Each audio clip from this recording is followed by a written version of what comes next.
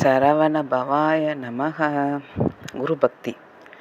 திருவடிவும் தண்டையும் சிலம்பும் சிலம்பூடுருவ பொருவடி வேலும் கடம்பும் தடம்புயம் ஆறிரண்டும் மறுவடி வான வதனங்கள் ஆறும் மலர்கண்களும் குருவடிவாய் வந்தன் உள்ளம் குளிர குடிகொண்டவே. பக்தி 3 வகைப்படும்.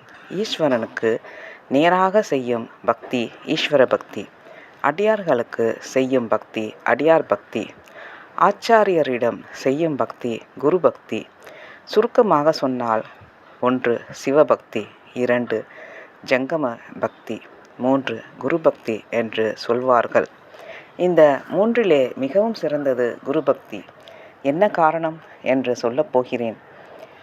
ஆண்டவன் கருணை யாண்டும் நீக்கமற நிறைந்து இருக்கிறது.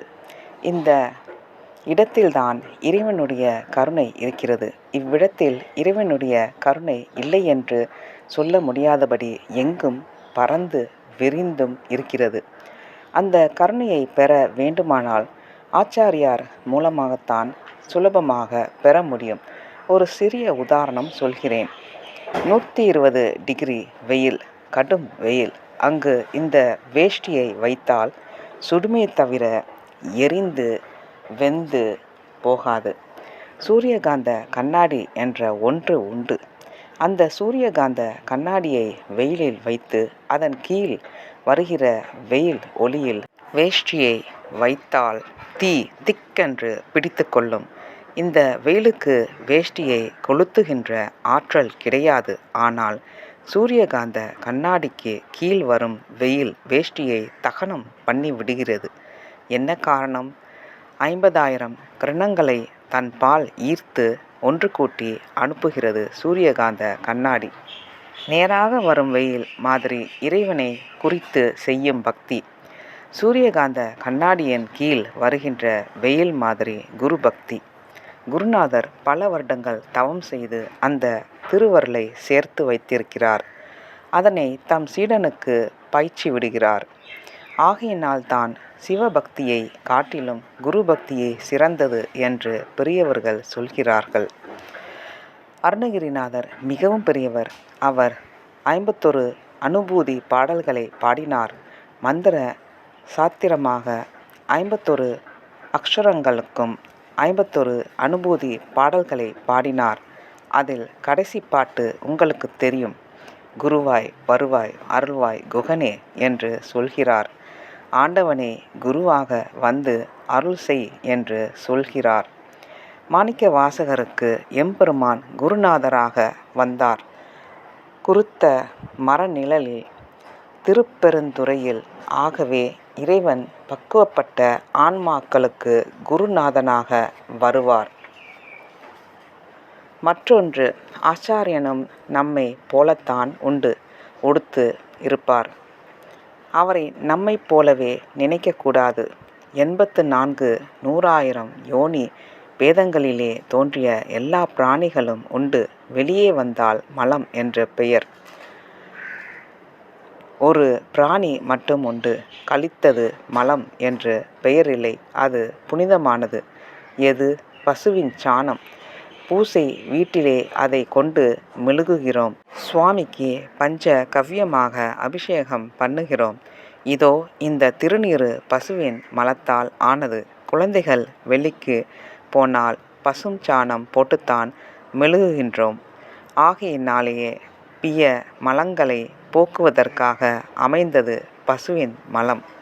குருநாதருடைய உடம்பு பசுவின் மலம் போலே நம்முடைய கருமேனியை சுத்தகரிக்க வந்தது குருநாதரின் திருமேனி.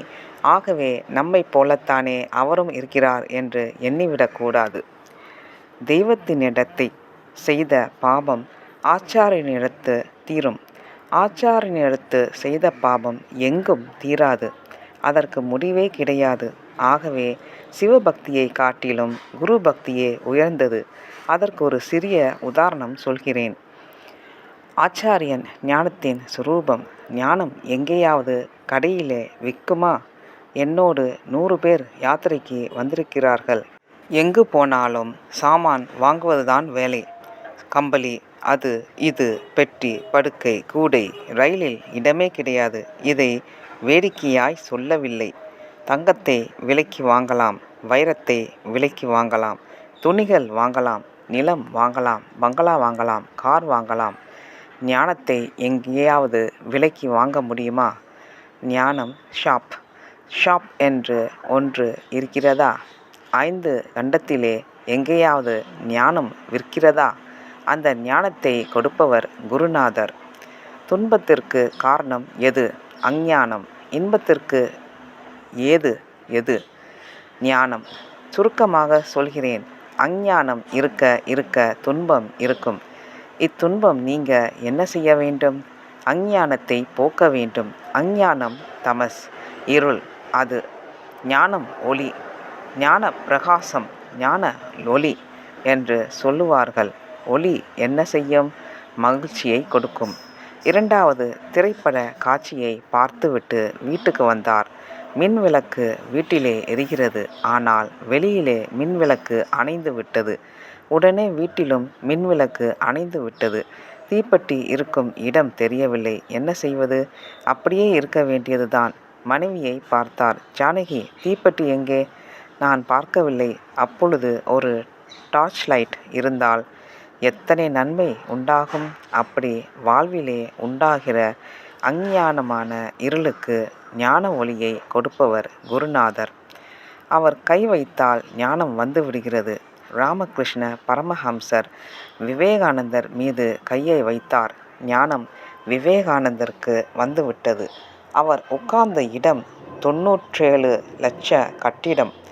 அவர் உட்கார்ந்த இடம் கன்னியாகுமரி. சிரித்த பாபம். அவர் கை வைத்ததும் ஞானம் வந்துவிட்டதா? எத்தனை நாட்களாக ஞானத்தை வாங்கி வைத்திருந்தார்? ஒரு 50 வருடங்களாக ஞானத்தை வாங்கி வைத்திருந்தார். அப்பா பணம் சேர்த்தார். ஒரு நாள் தன் மகனிடத்தில் சாவி கொடுத்தார். இந்தா அப்பா 7 லட்சம். அப்படி ஆயுள் முழுவதும் பாடுபட்டு ஞானத்தை சேகரித்து சீடனிடத்தே சுலபமாக கொடுக்கிறார். எவ்வளவு பெரிய உபகாரம்! ஆகையினாலே ஞானத்தை விலைக்கு வாங்க முடியாது. ஞானத்தை கொடுக்கிறவர் ஞான குருநாதர். எல்லோருக்கும் குருபக்தி அவசியமாகும். குருநாதரை நினைக்க வேண்டும், வணங்க வேண்டும். குருநாதர் இருந்த திசை நோக்கி பக்தி செய்ய வேண்டும். மற்றொன்று, அயோத தௌமியர் என்ற குருநாதர் ஒருவர் கங்கைக்கரையிலே இருந்தார். அங்கு ஒரு குருகுலம் வைத்து நடத்தினார். அயம் என்றால் இரும்பு. இரும்பு போன்ற உறுதியான தசையுடையவர் என்பது அவர் பெயருக்கு பொருள். 1000 சீடர்கள் படிக்கிறார்கள். அவர்களிலே முதல் மாணவன் ஆருணி என்பவன். அவன் பாஞ்சால நாட்டு ராஜகுமாரன். அங்கேயே சாப்பாடு. அக்காலத்தில் ஒரு வேளைதான் சாப்பாடு. இப்போதெல்லாம் 3 வேளை சாப்பாடு. ஒரு வேளை சாப்பிடுபவன் யோகி, 2 வேளை சாப்பிடுபவன் போகி, 3 வேளை சாப்பிடுபவன் ரோகி, 4 வேளை சாப்பிடுபவன் போகி, இறப்பவன். எவ்வளவு ஆகாரத்தை குறைக்கிறார்களோ அவ்வளவு சௌக்கியமாய் இருப்பார்கள். ஆகாரம் அதிகமாக சாப்பிட்டால் துன்பப்படுவார்கள். நீண்ட நாள் வாழ்வதற்கு வள்ளுவரும் வழி சொல்கிறார். அற்றல் அளவிருந்து உண்பான் அத்துடம்பு பெற்றான் கெடி துய்க்கு மாறு. குறள். எனக்கு வயது 69. இதுவரை டாக்டர் வந்ததுமில்லை, ஊசி போட்டதுமில்லை. சிதானந்தா சுவாமி கூட யாத்ரீகர்கள் எல்லாம் சௌக்கியமாக இருக்கின்றீர்களா என்று கேட்டார். ஆகாரத்தை கண்ட்ரோல் பண்ணினால் நமக்கு ஏன் வியாதி வருகிறது? பசித்தால் ஒளிய சாப்பிடக்கூடாது. இன்றிலிருந்து ஒரு விரதம் வைத்து கொள்ளுங்கள். மணியை பார்த்துவிட்டு சாப்பிடக்கூடாது. 8 மணிக்கு சாப்பிடுவேன். 2 இட்லி, 1 காப்பி. ஒரு நண்பர் வந்தார் 9 மணிக்கு. கொஞ்சம் ஆகாரம் செய்யுங்கள் என்றால் தயவு தாட்சண்யம் இல்லாமல் உட்காரக்கூடாது. அவரே சொன்னால் எப்படி தள்ளி விடுவது என்று. இடியாப்பம், தோசை, பூரி மசால் மீண்டும் சாப்பிட்டால் வியாதி வரும். ஒரு சிறிய உதாரணம். அடுத்த பகுதியில் பார்ப்போம். நன்றி, வணக்கம்.